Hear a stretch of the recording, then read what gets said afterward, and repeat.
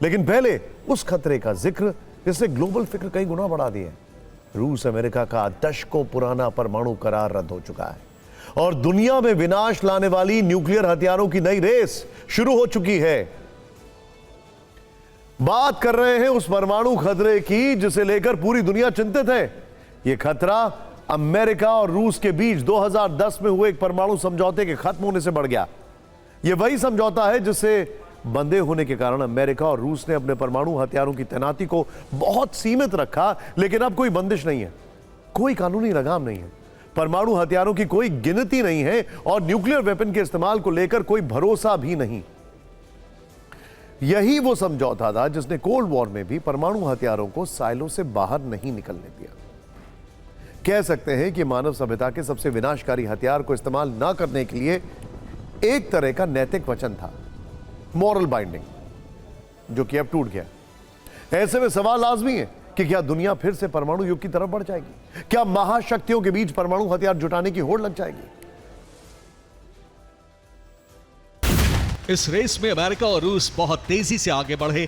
फिर 1991 में अमेरिका और सोवियत संघ के बीच एक डील हुई थी।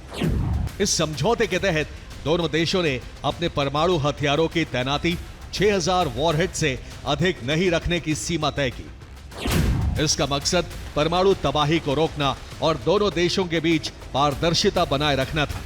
ये उन गिनी चुनी अंतर्राष्ट्रीय संधियों में से एक थी जो सीधे तौर पर परमाणु युद्ध के खतरे को कम करने के लिए बनाई गई थी। इस संधि के तहत दोनों देशों ने तय किया था कि वो अधिकतम 1550 न्यूक्लियर वॉरहेड तैनात कर सकेंगे। साथ ही एक दूसरे के साथ डेटा साझा करना और मौके पर जाकर निरीक्षण करने जैसी व्यवस्था भी तय की गई थी ताकि परमाणु हथियारों को लेकर किसी तरह की गलतफहमी ना हो। अब बड़ा सवाल यह है कि समझौते के खत्म होने पर दुनिया में क्या कुछ हो सकता है, क्या असर पड़ेगा।